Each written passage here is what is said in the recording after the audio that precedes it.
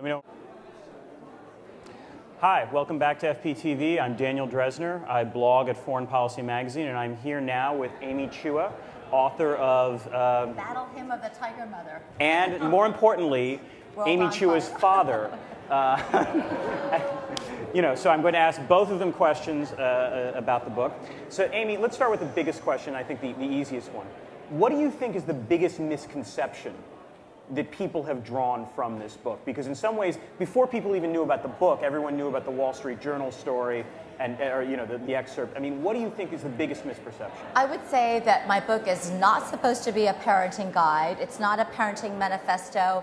It's just a memoir about the way that I tried to raise my two daughters the same way that actually my parents tried to raise me. And part of the reason I did that is because it actually worked with me. My parents were stricter than you couldn't believe, much stricter than I was with my own kids. But it worked with me. I'm incredibly grateful to them, and it didn't work so well with my two daughters.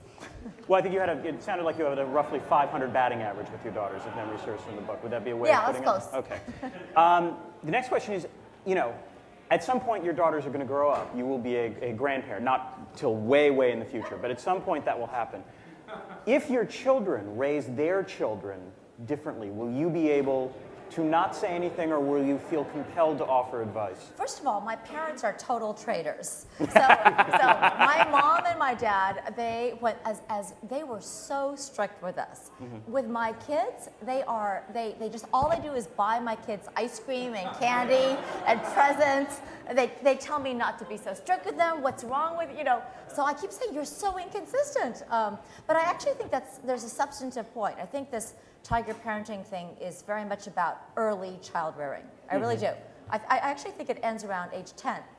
I think it's very different from helicopter parenting. It's instilling a certain set of skills and values and work ethic and self-discipline at a very young age. And, after that.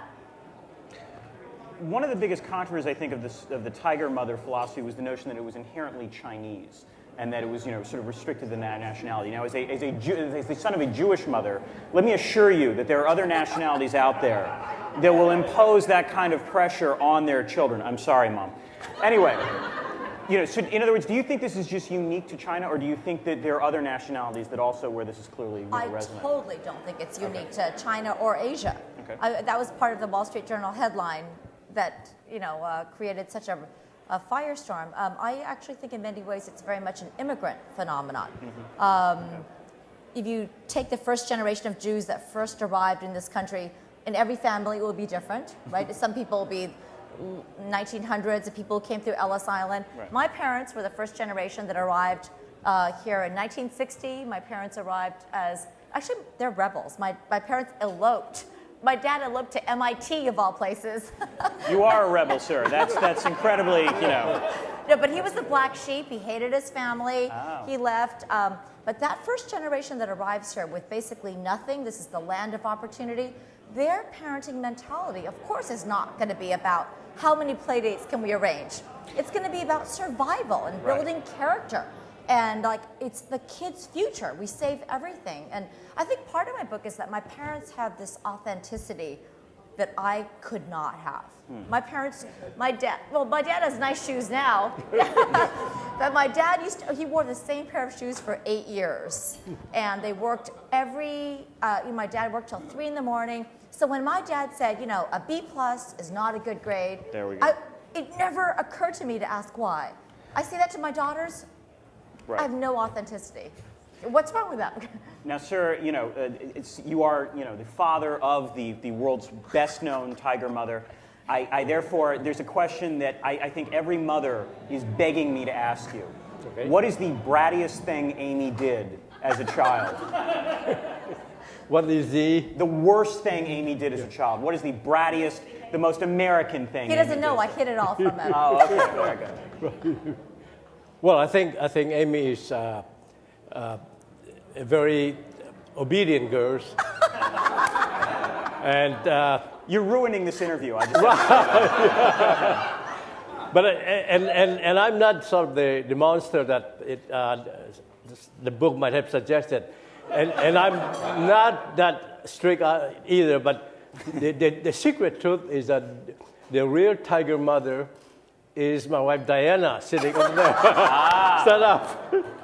That's true. That's So true. really, the title should have been Tiger Cub Mother, really. My dad actually said to me, I wanted to go to the senior prom when I was in high school, and my father forbade it, said no. My mother intervened on my behalf, and finally my father agreed that I could go to the senior prom on one condition, that I be back home by 9 p.m. That is true.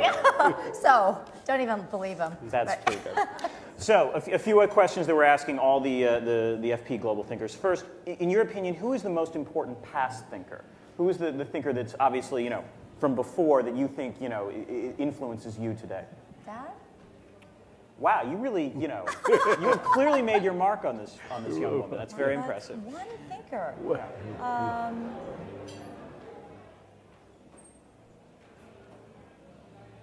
Gosh, I can't do it. It's so Okay. funny. It's so funny. I mean, I really feel myself that I'm so, I don't know, confused or lucky that I'm very bicultural.